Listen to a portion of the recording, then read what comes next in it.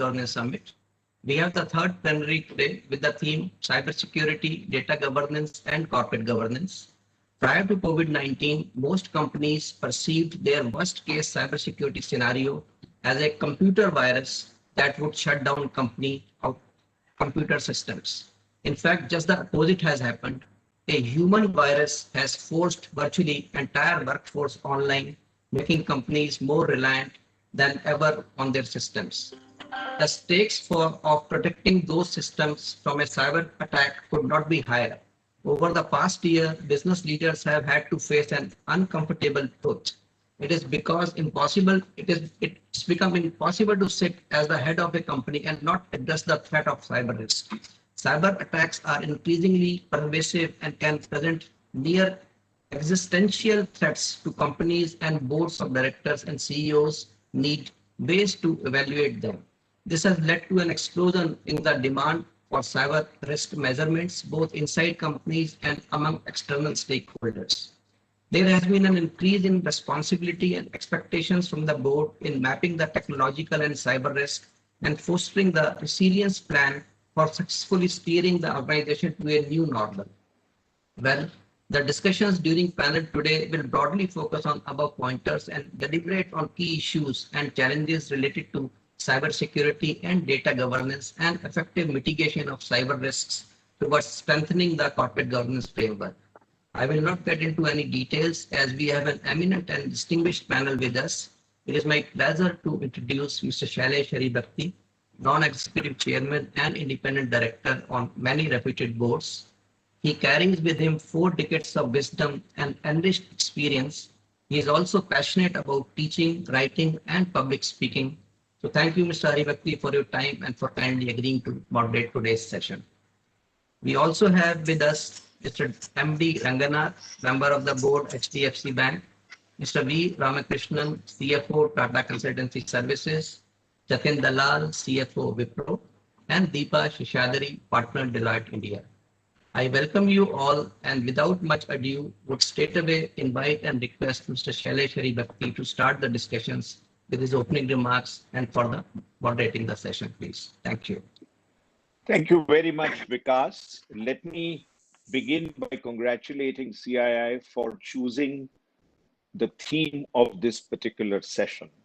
I think it is one of the key risks that the whole world is facing, and it's a key discussion that most boards are engaging in very actively. In fact, it is not unusual to find in particularly large organizations to have a permanent item on the agenda of the board which deals with cybersecurity risk and how that is getting managed and mitigated. It's not surprising because look at the headlines this morning. China has committed to a digital currency. They are ahead of the US in this race. And the technology that is going to underpin this digital currency in China is going to be blockchain. Now, we have Mr. Ranganath on the panel, and very soon it may well be that because of the blockchain being deployed widely across ecosystems, maybe the role of accounting and also of controls will pass on to the banking system. And indeed, it's impossible for anybody to have a proper cybersecurity profile if there is not sufficient engagement with all the ecosystem players with whom you have to interact. Let's look at another trend, behavioral patterns. They have changed so dramatically. We just saw the 1 million records being stolen from a payments company. And shockingly, the ransom that was demanded and paid of just $90,000, which is 1.5 Bitcoins, it was paid in Bitcoins, was repaid. And the idea was that the heist was to be obliterated from the record, but life does not work that way. The trust that was there in the digital systems got shaken. And this is really the challenge of making sure that cybersecurity gets onto the key agenda of every board. Also look at the vigil mechanisms that are now getting in place. It is not enough to look at auditing, internal auditing, ERM, systems, process, and all of that in silos. If you cannot create a vigil mechanism which pervades the whole environment and also encompasses the reality that everything that we used to think about physically is now being expressed digitally. And if you have that perspective, then the reason why cybersecurity has come to the fore in all our thought processes, in our mindsets, will become clear. And finally, let me point to the idea that the biggest missing asset on all our balance sheets is actually data. And when this particular heist was committed, when all of those significant pieces of data were stolen from a very sensitive infrastructure company, which was responsible for payments, did this idea come to the fore. And this is true virtually of every company represented by every one of the people on this panel: TCS, Wipro, Deloitte, HDFC, all of them completely dependent on data. And the fact that data has to stream, has to flow, and is actually collected in an ocean from which actionable insights need to be processed and pulled out is the real challenge that the world faces today. And finally, I'd like to leave the thought that in dealing with cybersecurity, the use of machine learning and artificial intelligence is going to expand at a rate that we have never seen before, never experienced before. It is inevitable that as the world's experience in dealing with issues of cybersecurity gets larger and larger, as the number of events that we are seeing happening across the world is rising, we will have to deploy machine learning and AI to beef up all our defenses and make a Fort Knox out of all of the systems and processes that we have in every organization. I will stop there and get initial comments from each one of our wonderful panelists. And may I start first with Mr. Ranganath from HDFC Bank. Mr. Ranganath? Thank you, Mr. Haribhakti and Vikas, for a very insightful backdrop for our discussion today. And good morning, everyone, and Mr. Ramakrishnan and Jatin. Great to reconnect with the industry fraternity again. Today, when digital is a buzzword, digitization is a buzzword. Here, I would like to kind of emphasize on the human element in both of these pieces. For example, the word digitization goes with the root word of digit, which essentially means fingers. In the pre-digit era, the data entry used to happen with two fingers, the index and the thumb, by writing. And today, the digitization era, it happens with 10 fingers as we key in the mobile as well as in the keyboard. Earlier, we used to have an organic paper where data used to be stored. Today, we have silicon made out of sand where the data is stored. Earlier, on the paper, we used to give approvals by hand, and it used to move from desk to desk. Today, the same, on a click of a button, with using the same fingers, we are giving approvals, maker, checker, process, etc. And the data goes through a network instead of moving physically. Even the storage. So finally, the point I'm trying to emphasize here is that while digital and digitization sounds very esoteric and very geeky, the fundamental foundation on which it lies is on the human intervention, access to information by human beings, how is it controlled, and most importantly, the behavior of human beings who have access to data. I think as Mr. Haribhakti pointed out, I think today the focus of cybersecurity is again finally boils down to who has access to the information and what is the behavior of people who have access to those information. Whether is at the data entry stage, the network stage, or the storage stage. I think it's extremely important to focus on this human element, which the behavior in a particular organization is typically driven by the culture of the organization and also the processes, the tone at the top, and various many other aspects. I think today, I'm sure we'll discuss more about this during the flow of conversation. I think my only point I would like to stress here is that we have to keep in mind the behavior aspect of the humans as well as the access of human beings to the various stages of digitization. And how does an organization shape that? Both the aspects. There are technical tools, but beyond the technical tools, how do we ensure this aspect very, very closely? And as you all know, I'm sure friends from the industry know, every year, tens of thousands of people are entering an organization. So how do we ensure that that culture is kind of imbibed into a very large floating population that every organization today typically has? I think I would kind of stop here and look forward to a very engaging conversation. Fantastic that you have zeroed in, Mr. Ranganath, on the behavioral aspect. It is so critical.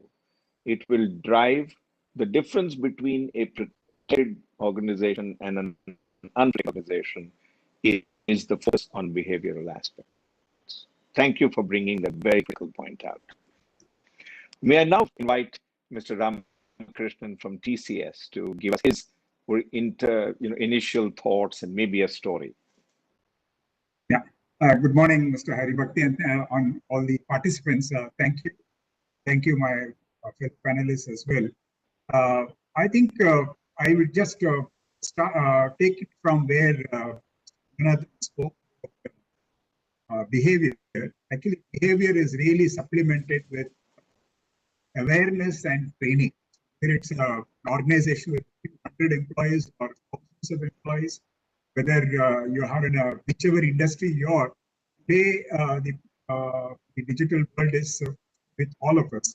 So the question of awareness and training, and more important, good behavior has to be encouraged and amplified, whereas bad behavior, it could be innocent behavior, it could be malicious behavior, there should be zero tolerance. So that is one aspect. Mr. Haribhakti, you talked about the use of AI. The one important thing, two important things which are coming out, emerging is that the AI is also increasingly being used by the bad actors to create the attacks. And some studies show that just in the last year, over 80,000 cyber attacks have happened worldwide around the year. So correct. The AI is being used. The second element is AI also has debates around, for instance, the facial recognition software and what it can do to liberty and privacy. So it's a mixed bag now. We have a lot of benefits from it, but also there are some debates and challenges around it. And I think the importance of this whole topic today is also very critical. And as you rightly said, it is the most critical risk in every organization. And in the last 5-6 years, any annual report, pick any organization of any size, see this is one of the top risks. And because there's an alphabet soup of cyber attacks which are happening, whether it is malware or DDoS or ransomware and so many. So I think the criticality of this is critical, and I stop here and listen to the other panelists and then the further deliberations. Thank you. Thank you very much, Mr. Ramakrishnan. It's no surprise that from TCS you would emphasize the role of machine learning and artificial intelligence, and I think it's going to completely fill our mindsets as we go forward, because it's only with the application of that set of technologies and analytics that we can begin to take active action. Thank you very much for that. We now move to Mr. Jalal from Wipro to share with us his insight and maybe a story from Wipro. Sure, Mr. Haribhakti, and thank you, Ranga and Ramki. Wonderful thoughts to begin our deliberation on. I will share a few thoughts from my side. If you take a step back and start and ask yourself what is corporate governance and what all boards and what senior management or KMPs are entrusted with. At least four things comes to my mind, and I'm sure there are many more, but certainly this four. The first is around process. You know that there are sufficient processes in the organization which are at least ensuring that the financial results are accurate, and that's classic SOX 404 certification. Or you look at IFC in Companies Act of 2013 is around processes. Second is around assets, which is to say that it is the responsibility of the management to make sure the assets of the organization is safeguarded at any point in time. The third is around information, which is an access to information which is in line with your disclosure requirement, not in contravention of insider trading, not in contravention of information dissemination rules, etc. And fourth is a simple functioning. The least the board is supposed to confirm to a stakeholder is that company will continue to operate. And all these four premises of governance or corporate governance are probably under greatest risk ever with what we have seen in last 20 years. I'll give you my perspective on each. Let's start with process.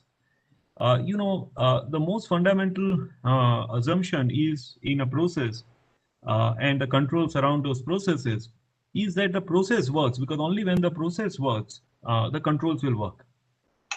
And let me give you one example. If you even suspect that there is an entry of a bad player in your infrastructure, the first thing you will do, first thing anybody will do, you would say that, okay, so many things will not happen between two computers in the organization. The LAN will operate with certain restriction. For example, first thing you will do is you will turn off all PowerShell script processing within the LAN. And that will mean that none of your processes, as they are supposed to work as per your SOX documentation, is going to work from that moment onwards. Now you are relying on completely different set of processes to run your organization, and whether they are secure, one doesn't know, and one must make sure that they are secure, and therefore your plan B must be also in some greater sense of the word a SOX 404 compliant. I don't know how many of us have that plan B, where organization LAN works in a very different format and still you are able to execute. The second is on assets, which is around funds, and all of us know the phishing attacks that we have had, and Ranga and Ramki and Mr. Haribhakti spoke the most crucial element of cyber defense, and that is the human element. And therefore now you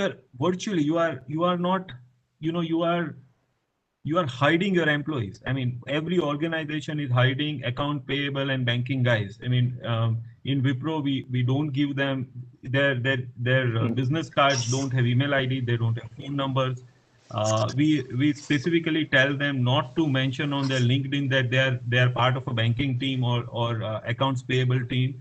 If they meet somebody in social circle, they are supposed to say that they work in accounts or some other area, but not in accounts payable. So you are hiding your people because you are so worried. In fact, for certain sets of employees, we have stopped their absolute external email communication. We told them you don't need to receive any external email. If you will receive, you'll only receive internal email.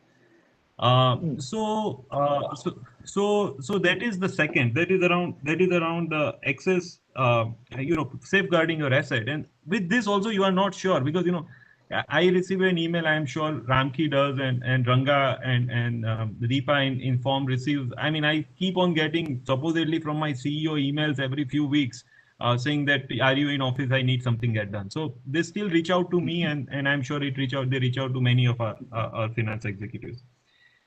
The third is on information, and I think in the times that we are in, we are all at a point where we are in the probably the most secure zone we should be vis-a-vis information. We are closing our books, etc. And you are so paranoid. You were never so worried about sending an internal email. Now you put a info-right security on your email.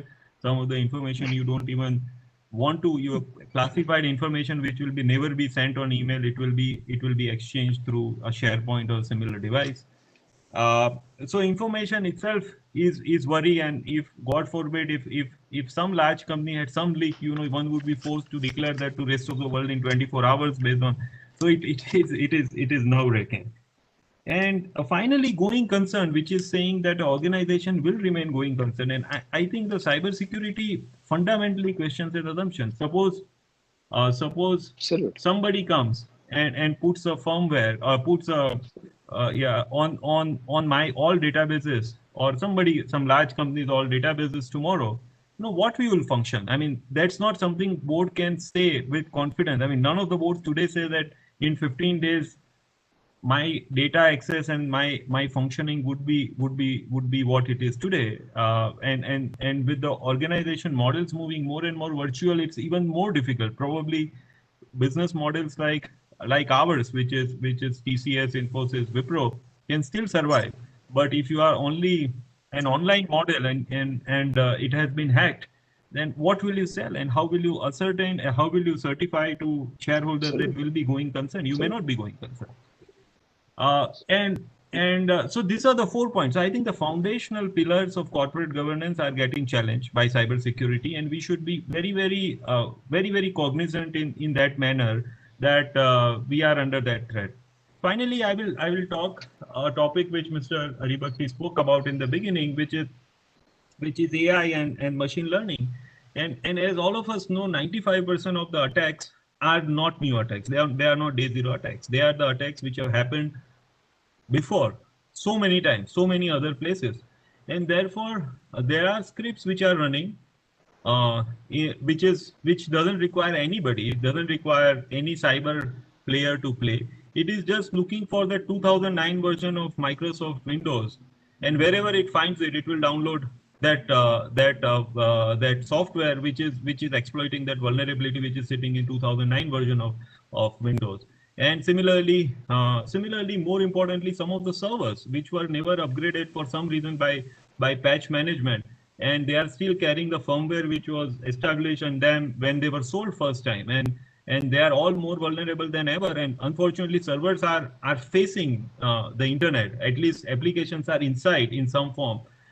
So I think machine learning will come and exploit every vulnerability that is there in your infrastructure, and I think that's the reality.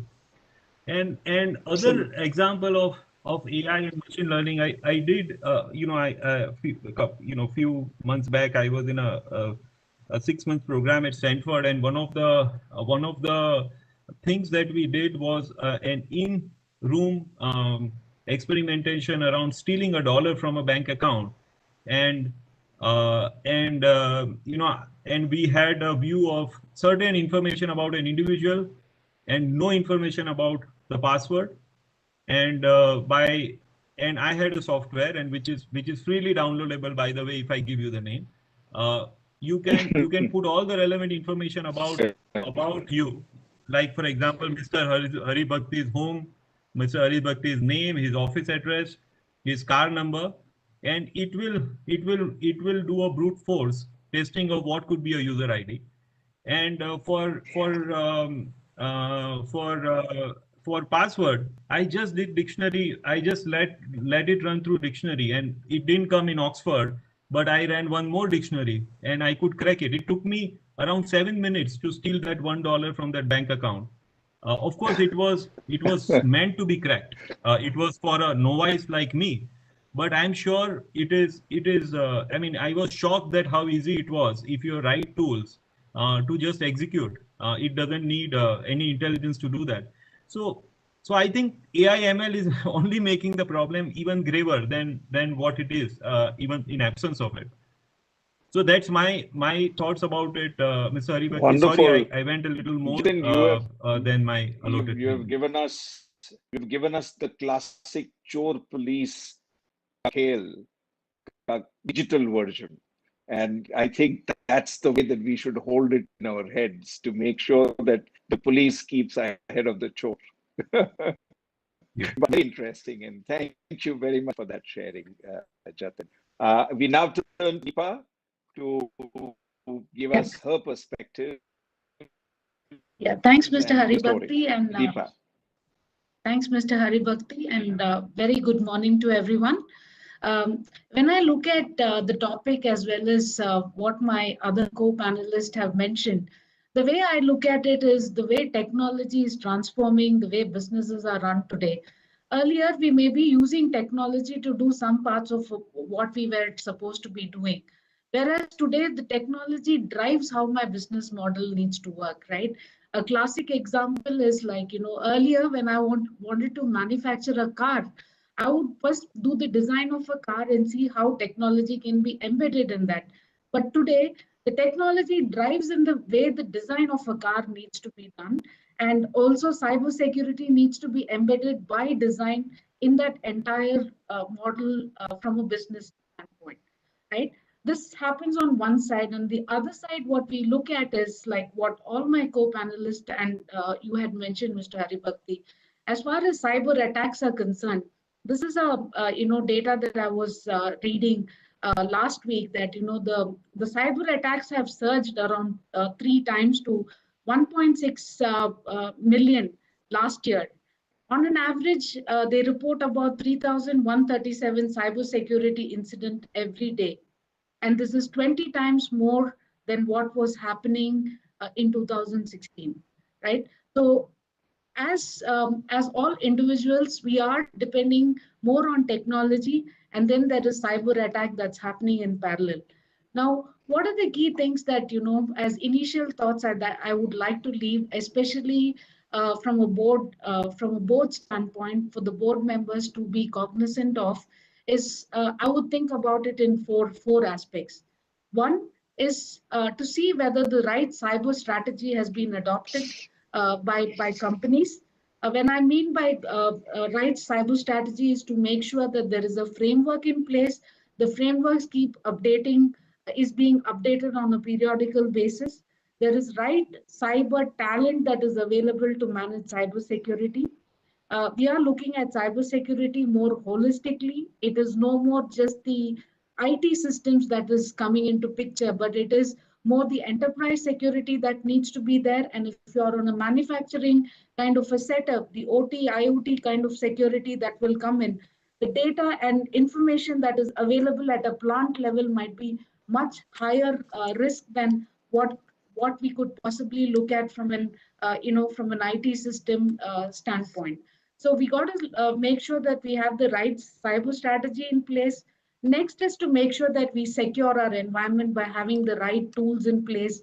Digital identity is one of the very important aspects, and access was a topic that we just spoke about. So making sure that we have the right digital identity and mechanisms to protect, that would be the second one. The third one is to making sure that it is vigilant.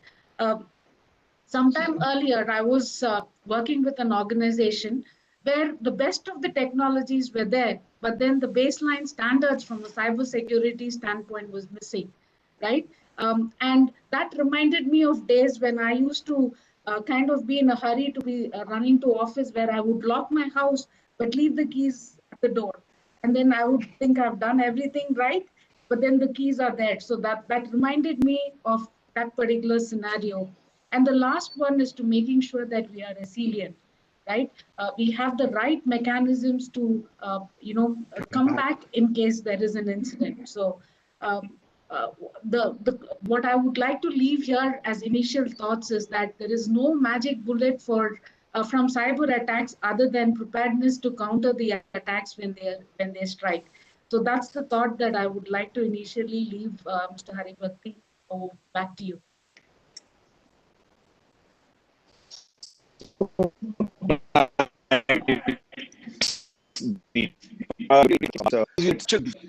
remarks, let me start the questions with you. And let me pose to you the first question on how do you now start taking action when you don't even know where you're being attacked from, who is attacking you, which is the jurisdiction from which the attack is coming. How do you actually create resilience, as you put it, in an action-oriented manner in this completely open-ended kind of environment? So the first thing, what I would look at is to have a good incident response management plan, right? To making sure that we revoke the incident response plan in a timely manner. Speed is the name of the game, right? So we got to make sure that we got to make sure that we revoke the incident response plan in a timely manner, and that's a comprehensive plan that will be there in place. And I would also go back and tie it up a little bit in terms of the secure and the vigilant that I spoke about.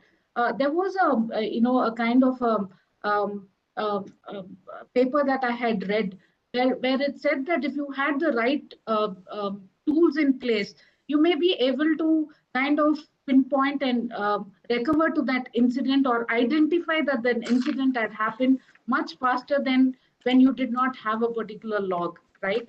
So to having the right secure and the vigilant along with evoking the resilient part of it will be very important.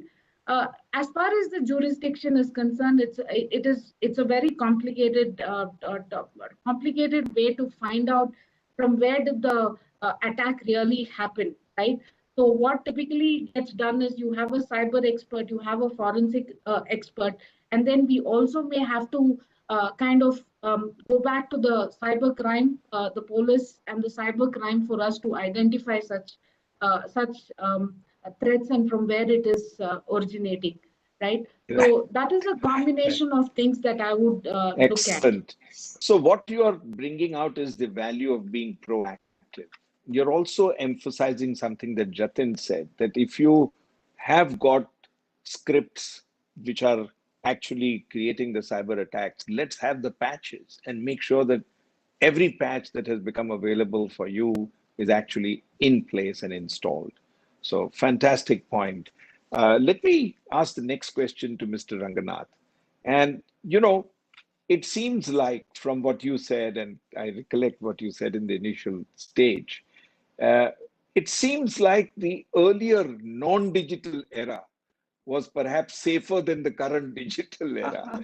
Do you think that that is true, or have we found enough mechanisms to keep ourselves protected?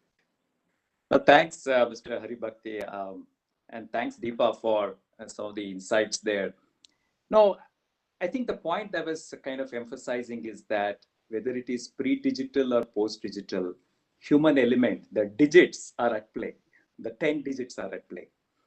Now, I think it has huge repercussions. As somebody famously said, look, there are only two types of companies. One set of companies know that they have been attacked. The second set don't know that they have been attacked. So I think coming back to this human element and the question that you posed, it's not to say that pre-digital was safe. Digital is a requirement today because of the enhanced customer experience, the speed and the volume of transaction here. It is here to stay, and we have to embrace it wholeheartedly. Now, coming back to the human point, behavioral point I was emphasizing in the beginning, just to kind of build upon what Jatin gave certain examples, it has become very, very imperative to create extraordinary awareness inside the organization for individuals, because the level of awareness is very, very diffused. For example, if you use a particular password for your Gmail account, please don't use the same password for your company accounts. It's very simple. Similarly, kind of force every employee to change every 3 months their passwords. Then don't kind of forward, as Jatin said, company mail outside, etc., etc. Now, I think the safety part, I think human element and this awareness has to be reinforced every year. And some of the companies what they do is what they call a security awareness quiz, which is compulsory for every employee, right from CEO to the most junior employee. And if they don't do it, the emails are blocked.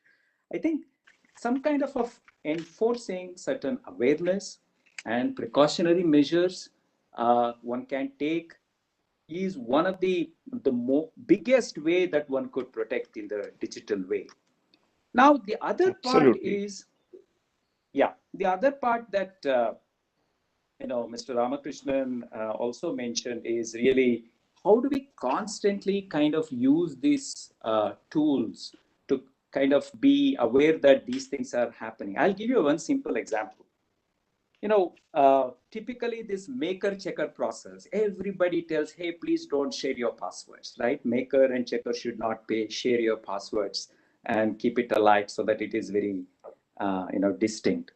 And when we take declarations from employees, all of them say we never shared, we complied with everything. Now, I think in one of the companies, an interesting experiment was done saying that, look, over 1 year, let's say 1 quarter period, all the SAP approvals SAP approvals that happened by a maker and checker were collated. And they did one simple check, whether the maker or the checker approved a particular transaction from the same machine ID. Moment they found there are hundreds of transactions. So I think once there are such tools available. And so I think once the people know, hey, there are technological means of finding this out, then the behavior changes. Afterwards, it radically came down. I think my core point here is that that's so interesting is the key. So absolutely, human behavior is the I'm so happy that you have continued your emphasis on the behavioral aspects. But let me move to Mr. Ramakrishnan and ask him about the most feared thing in cybersecurity, fraud being actually committed. And, I keep challenging the companies that I sit on the board of, saying that let's move away from data entry in the manner that Mr. Ranganathan was talking about. And let's move towards data capture so that once you are eliminating the need for human intervention at source, you will perhaps have a cleaner pipe through which the data will move and flow.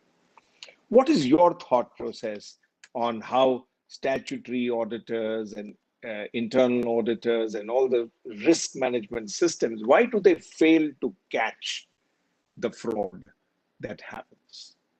I think it's probably not very true to say that a highly digitized environment scope for frauds increased, and it was not so in earlier days. I think probably it's not very.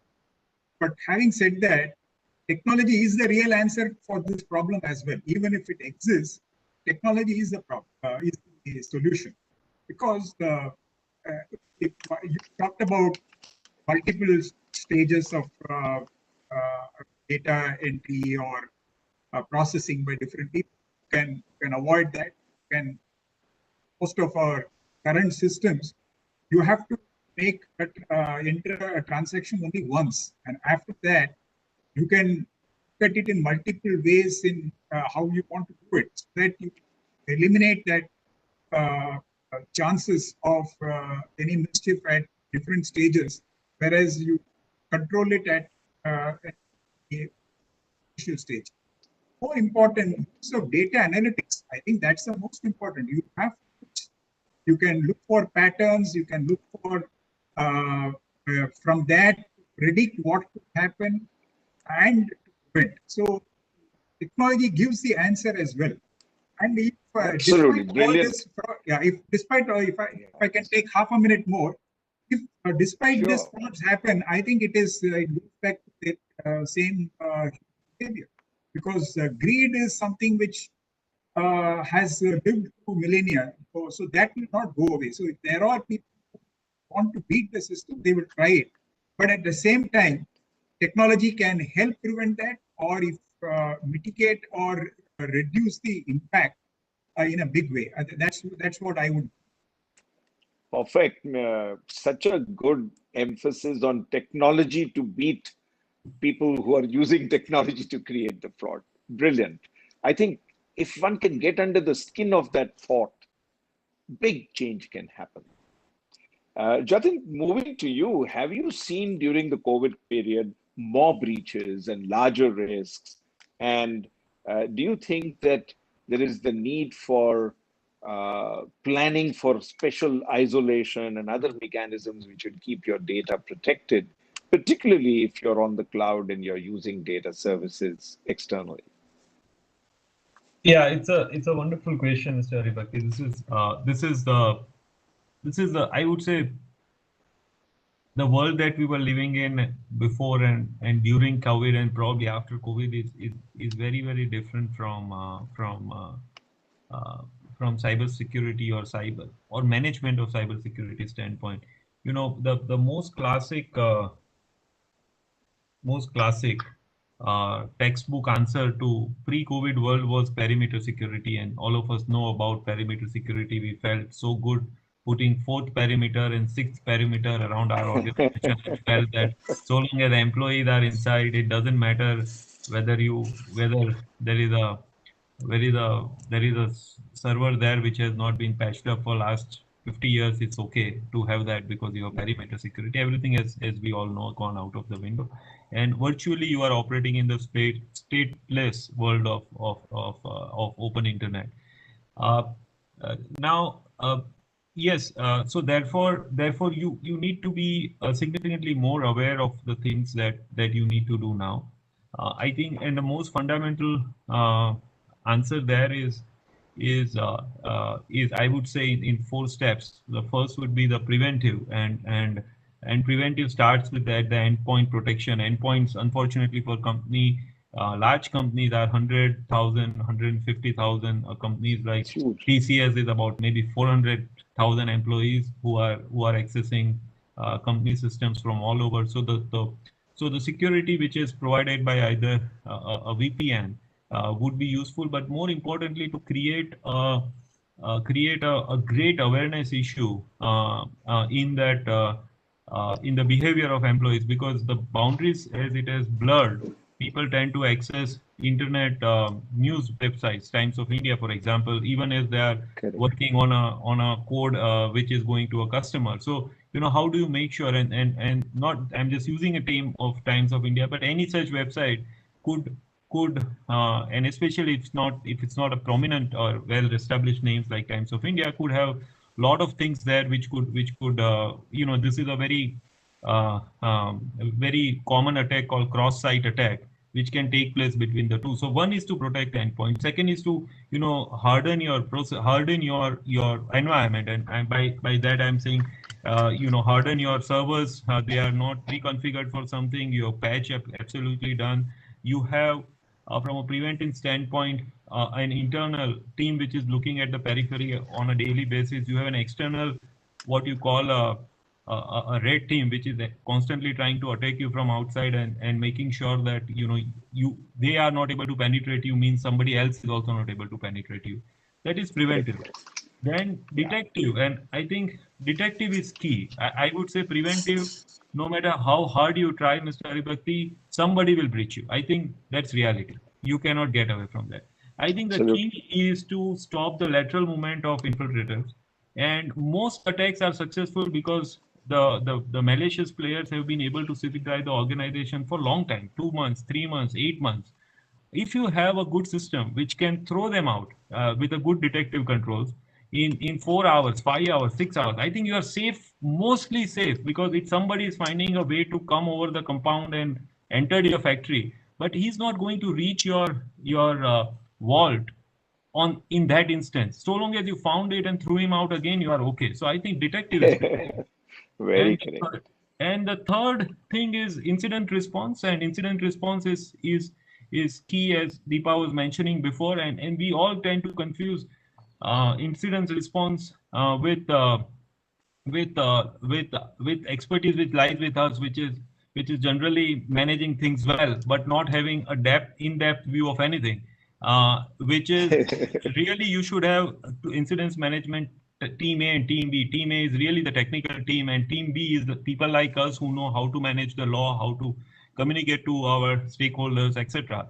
So all three become, I think, even more important in times like this, and a proper planning, a document, doing a RACI every few quarters would be of great value to an organization.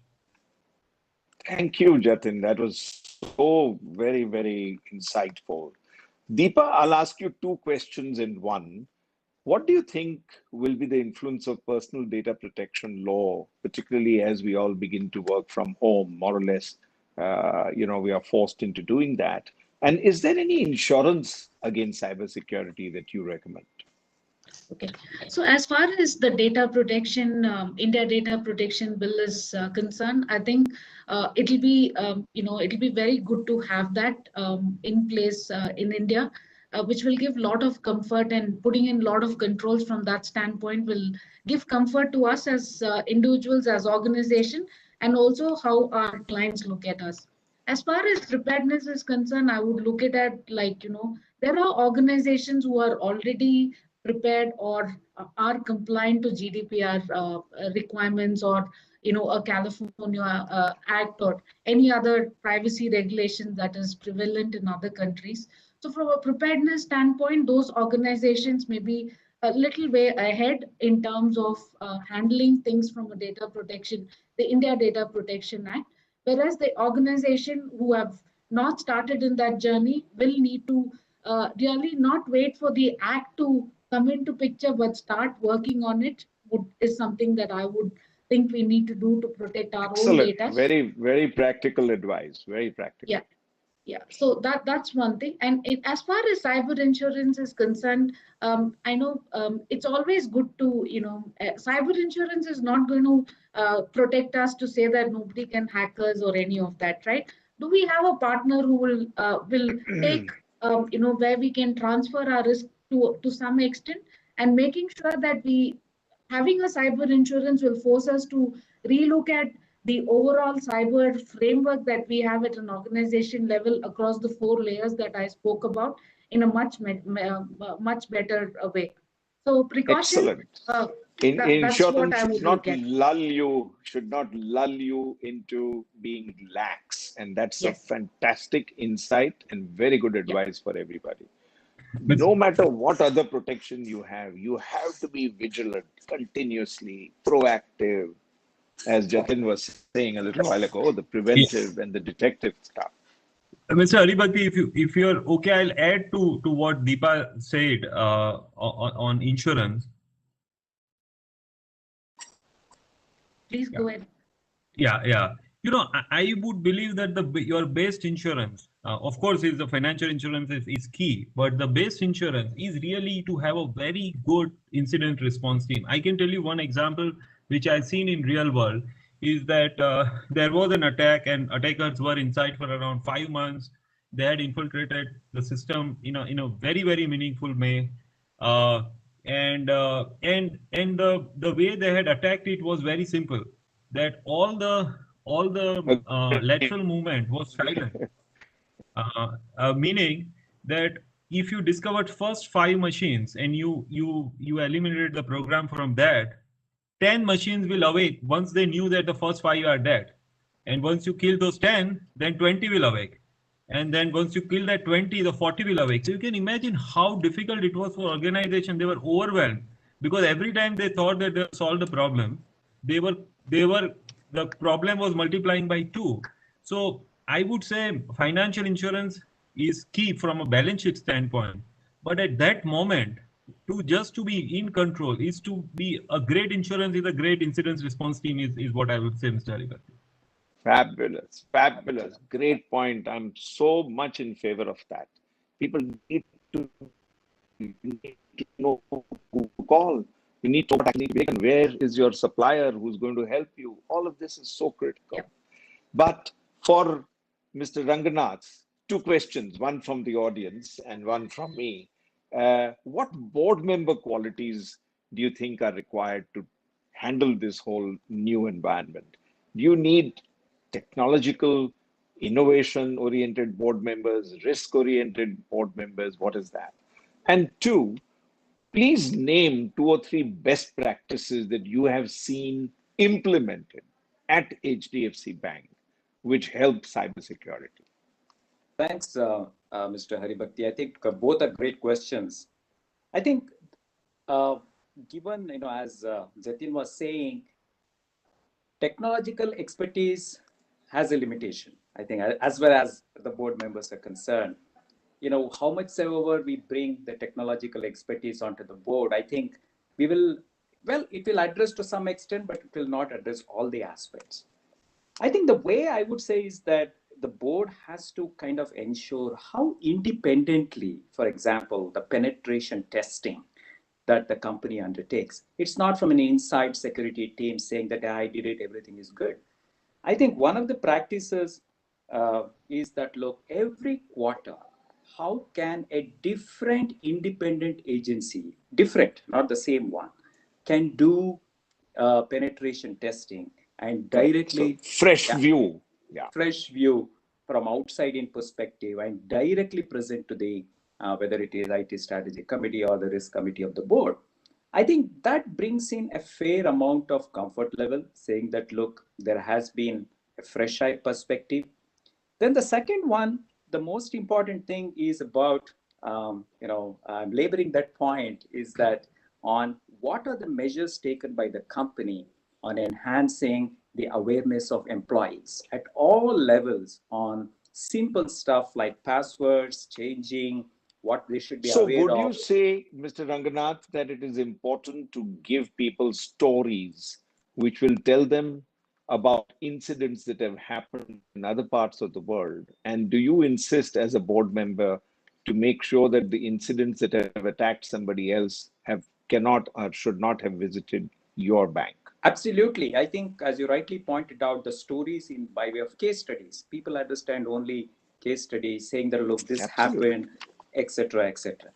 And the third piece is that I think there is a need for the board itself. I'm sure many of the folks are aware of this. For example, Reserve Bank of India has made it compulsory for every board member of all the scheduled commercial banks to undergo 2 days of intensive cybersecurity training in their Hyderabad campus. So all of us have to go through that. Absolutely. It's not a checkbox exercise. It's more about sharing, collectively, all the board members from various banks come there, sharing those experiences. And more importantly, what are the kind of questions the board members have to ask in those meetings to assure themselves? Thank you. Let me get to Mr. Ramakrishnan, get his views in a similar vein on what qualities should Cxos acquire in this new world, and how do you deal with third-party interfaces? Yeah, I think some of the things Ranga touched upon. I think Cxo, and this is this whole area of cybersecurity, data privacy, protection, all that. I don't think it is would be the CIO or the security officer has a role. I think it's across the C-suite. Everyone has a role in this. And the number one is the awareness of this whole thing. And I think he talked about intensive assimilation of knowledge as to of the issues itself. Second is, do you recommend an investment in threat intelligence on a systematic basis? Absolutely, absolutely. But for the Cxo to also understand not just the threats, but what are the best practices, what is happening from a technology standpoint. It has to be very current knowledge, has to be distributed and assimilated by the Cxo. Second is more important. Even quantifying the deltas that are happening in TCS, example, in terms of whether you are improving every time there's a review by the board or by a IT committee or somebody. Absolutely. Do you have a independent measurement? No, I think the Ranga talked about an independent evaluation of what you're doing. I think that is something very important. This is one area where you have to be open to getting an independent view more than anything else. It's not even your financials or manufacturing processes, but because this is the most fastest evolving subject. So there is no one silver bullet. So if you can get insights from the experts, it is always important, and to have the maturity to accept criticism and take immediate steps. Brilliant. Correct. This is another second most important. Brilliant. Brilliant. Brilliant. We have 5 more minutes for our session. So may I request each one of you to spend a minute to leave a 1-minute take from what you think. Let's start with you.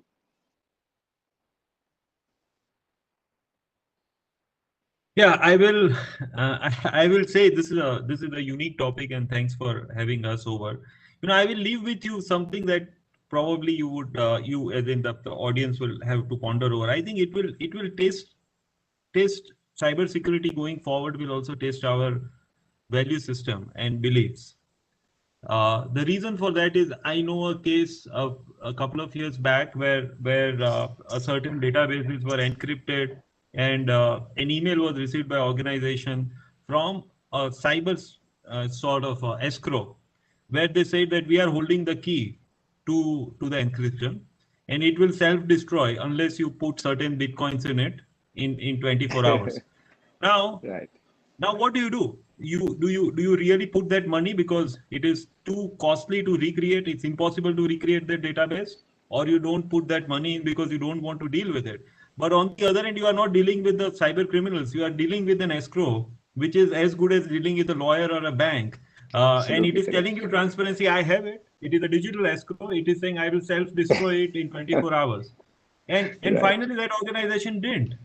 Okay, but the point is, it will test our value system as a board and as a Cxo. What should we do in such a Brilliant case? point, Jatin. I think we all have to realize that it has moved back to us and our value systems and our ethical moorings. Such a important point. Thank you very much. Deepa, what would be your takeaway? My takeaway will be that, while we've spoken a lot about cybersecurity from an organization standpoint, I think as, individuals, cyber social responsibility, the new CSR, if I can talk about, I think it's very important for us to make sure that we protect senior citizens, children, making sure that we spread awareness amongst people in our house, and protect people from the cyber criminals. And this is something that has been overemphasized by my cyber leaders. So I love that. Idea to him. I think Yeah. I hope you don't have a patent on cyber social security, because we are going to take it into CII, because we are creating a registry to enable threat intelligence to be shared. So we're going to use your CSR. Ranga, what would be your leave behind? One idea. Yes, I think, I would say that if CII has a great role to play, and today's discussion, actually, I have learned a lot today. I think one of the things that we could do is, cybersecurity is not industry specific. It cuts across industries, small, medium, mega organizations. Can we have, through technology again, a common sharing of experiences, how each company attacked those problems, because incidents repeat themselves. So that could be a wonderful place to share and learn. We want to create that. Please help us. We are going to reach out to you to help us to create that registry. Thank you. Mr. Ramakrishnan, your 1-minute leave behind. Yeah, thank you. I think will all our systems be 100% secure? I think the wisdom is systems can never be 100% secure. It's not going to be. At least a few years back, we thought that it would be, but it is not. So I think all that we have talked today is only helping us to make sure that we reduce the vulnerability, we are able to manage the situation when things arise, and to reduce the incidents to the barest minimum. And we continuously evolve our own systems, our processes, our training, awareness, all of it. Because this is a problem where we cannot say that you're going to beat it 100%. Something like unfortunately, the virus. Correct. Absolutely. No, I think it is such a wise counsel that you're giving, that don't expect 100%, be ready always, be resilient, respond to the incident that happens effectively. On my own behalf, let me just say that expect digitization to become more and more intense. India will become more and more digital. We will have a world where we will be cashless, where we'll be fully digital, where we'll have blockchain, we'll have not enterprise-wide, but ecosystem accounting and auditing. And so get ready for a collaborative, CSR-driven, to use Deepa's terminology, approach to making sure that we remain secure in a highly digital world. Thank you very much. We need to close. We've taken in as many audience questions as I saw. And I want to thank the panel for the extraordinary insights and great contribution that you all made to the deliberations. Thank you very much. Thank you. Bye-bye. Thank you. Thank you. Thank you. I think this has been a fast track crash course learning for me also. I'm sure for the audience also, because last 60 minutes spent, I think, in terms of cybersecurity and all those aspects. And also, at least we got a bit of scared also, because there were, as mentioned, there are two types of companies, which one is already hacked and one doesn't know that going to be. That it has been hacked. So of course, this is cybersecurity risk is as important to the financial risk, because if you keep your main door closed, but then keep the window open, and then cybersecurity risk is that window where then, apart from the financial risk, the reputational risk is also the key, which may impact the cyber security. So thank you very much for all your inputs and your perspectives, Mr. Ranganath, Mr. Ramakrishnan, Mr. Jatin Dalal, Deepa, for your views, and also Mr. Hari Bhakti for always steering the session so well. It's been a pleasure listening to you, and you being the moderator and also keeping the time precision. So thank you very much, and thank you everyone for this wonderful session. Thank you. Thank you. Thank you. Thank you. Bye. Bye, everybody. Bye, everybody. Bye.